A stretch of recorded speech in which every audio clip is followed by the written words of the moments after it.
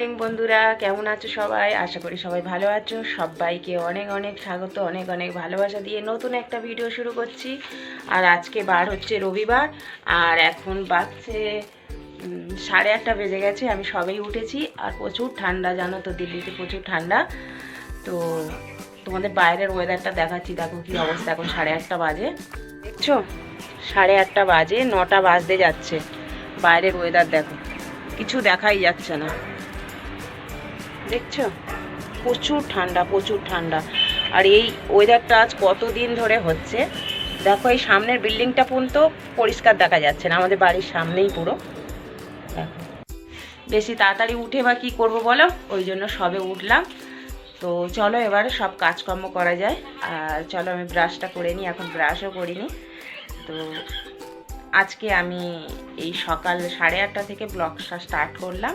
সারাদিন কি করছি সেটাই তোমাদের সাথে পুরোটাই শেয়ার করব। আজকের আমার ব্লগটা সারাদিনের ব্লগ থাকবে। তো বন্ধুরা দেখো, আমি ফ্রেশ হয়ে গেছি। আর দেখো, এক্ষুনি আমি একটা টিপ পড়েছিলাম সেই সকালে উঠেই, আর মুখ ধুতে গেছি, আমার টিপ চলে গেছে। তো আমার সব সময় এরকমই। আর 9টার সময় আমার হাজব্যান্ড মানে ডিউটিতে চলে যায়, তো ওনার জন্য ডিম বসিয়ে দিয়েছি, 4টে ডিম বসিয়ে দিয়েছি। আমি ব্রাশ করছিলাম, তো আমার হাজব্যান্ডের বলেছি দেখো 4টে ডিম নিয়ে বসিয়ে দাও।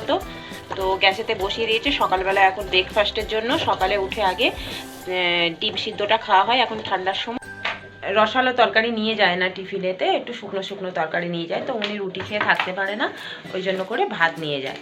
তো সকালবেলা ওই জন্য ভাত হয়ে গেছে। আমরা তো দুপুরবেলা খাবো, তখন আমরা একটু গরম করে নেব, ঠান্ডা হয়ে যায়। তো এখন ওনার টিফিনটা প্যাক করব। আর চলো নাস্তা বানাই। এই ভাত হয়ে গেছে,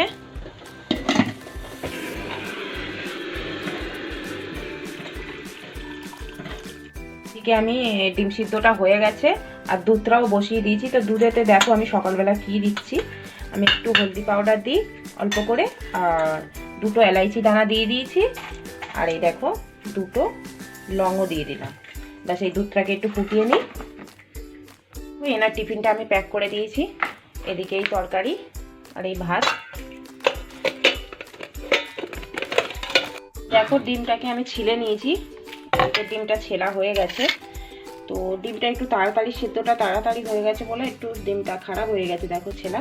চলো, কোনো ব্যাপার নেই, খাওয়া হয়ে যাবে। আর হ্যাঁ, আমরা বাঙালিরা দুধ হোক, চা হোক, জল হোক, সব সময় আমরা বলি খেয়ে নেওয়া হোক।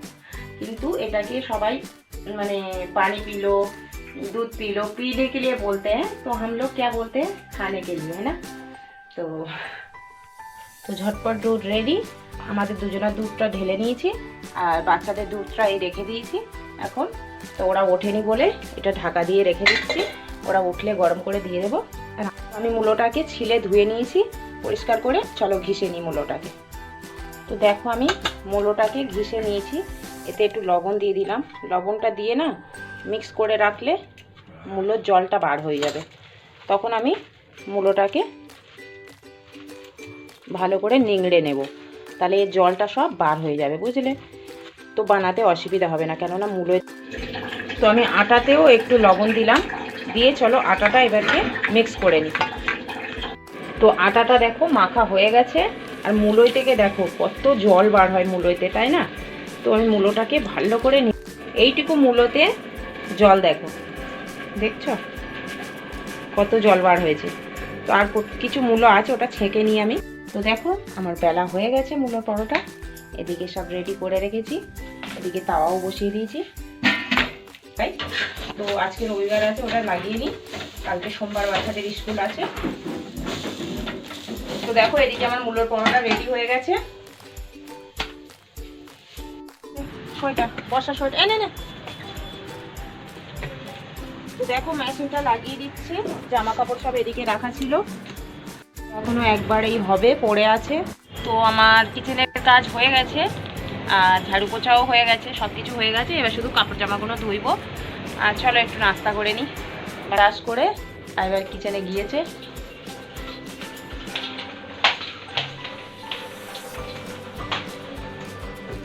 ঠান্ডা যা পড়েছে কি হবে।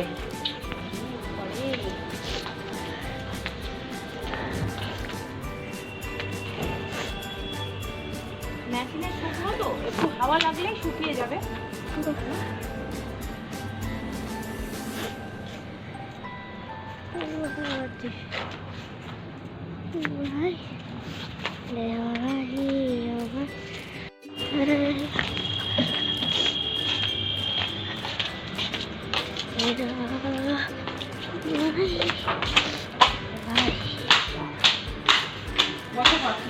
দেখো আমার চুনো মাছটা লাল লাল করে ভাজা হয়ে আছে।